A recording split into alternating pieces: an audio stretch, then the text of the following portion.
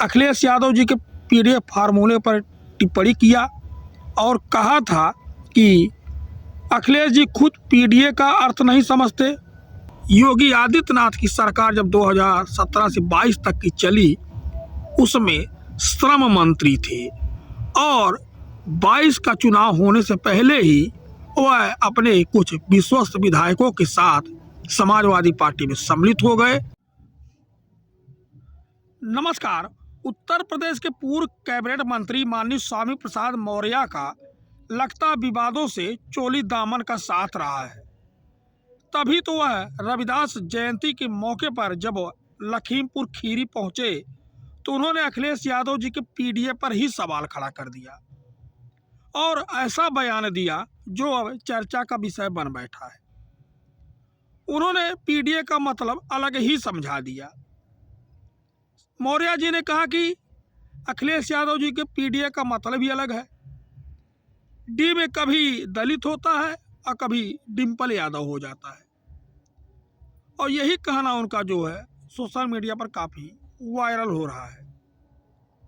और इसी को जो है कुछ लोग कह रहे हैं कि स्वामी प्रसाद मौर्य का जो है एक तरह से विवादित बयान स्वामी प्रसाद मौर्य का, इसीलिए मैंने कहा कि चोली दामन का साथ रहा है।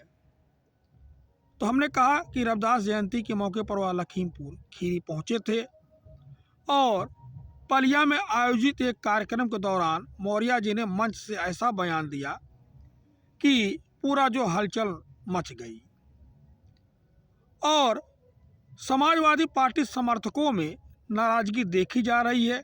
कई नेताओं ने इसे महिलाओं के सम्मान से जोड़ते हुए आपत्तिजनक बताया है। वहीं विपक्षी दलों का कहना है इस तरह के बयान राजनीति का स्तर गिराते हैं।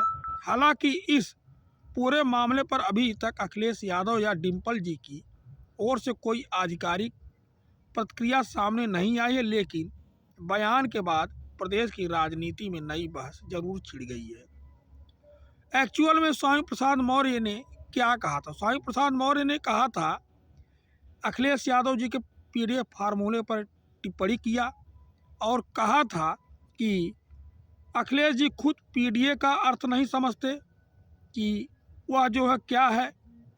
उन्होंने कहा कि अखिलेश यादव पीडीए के अपने अर्थ के अनुसार समय समय पर बदलते रहते हैं। कभी पी को पिछड़ा बता देते हैं, कभी पंडित, अभी ए का मतलब अगड़ा बता देते हैं तो कभी अल्पसंख्यक, कभी डी को दलित बता देते हैं तो कभी डी डिम्पल बन जाता है। स्वामी प्रसाद मौर्य ने कहा कि पीडीए सिर्फ एक धोखा है। इस तरह की बातें स्वामी प्रसाद मौर्य जो पूर्व में कैबिनेट मंत्री रहे हैं और समाजवादी पार्टी में जब वह शामिल हुए तो वह चुनाव भी लड़े, हालांकि वह चुनाव जीते नहीं। तो अखिलेश जी ने उनको विधान परिषद में भेजने का काम किया और समाजवादी पार्टी से वह चले गए। इस समय अपनी पार्टी वह बनाए हैं तो उन्होंने यह बयान दिया है। तो देखते हैं समाजवादी पार्टी की तरफ से कोई प्रतिक्रिया आती भी है कि नहीं आती है। लेकिन इस समय स्वामी प्रसाद मौर्य जी बिल्कुल अलग थलग है। 2027 में वह कहाँ से चुनाव लड़ेंगे, किस दल से गठबंधन करके चुनाव लड़ेंगे, यह भी अभी पता नहीं है। लेकिन स्वामी प्रसाद मौर्य योगी आदित्यनाथ की सरकार जब 2017 से 22 तक की चली उसमें श्रम मंत्री थे और 22 का चुनाव होने से पहले ही वह अपने कुछ विश्वस्त विधायकों के साथ समाजवादी पार्टी में सम्मिलित हो गए और उन्होंने बयान दिया था कि योगी आदित्यनाथ पिछड़ों, दलितों, अल्पसंख्यकों, इन समाज की काम नहीं किए हैं, इसीलिए मैं समाजवादी पार्टी के साथ आया हूं और इस सरकार को उखाड़ फेंकने का काम करूंगा। स्वामी प्रसाद मौर्य समाजवादी पार्टी में भी नहीं रहे, उनके साथ कई विवाद यहाँ भी जुड़े। कभी उनके ऊपर जो है रामचरितमानस की प्रतियां फड़वाने का भी आरोप लगा। इस तरह से समाजवादी पार्टी में राष्ट्रीय महासचिव हुआ थे, बाद में इस्तीफा देकर के वह पार्टी से खुद ही चले गए।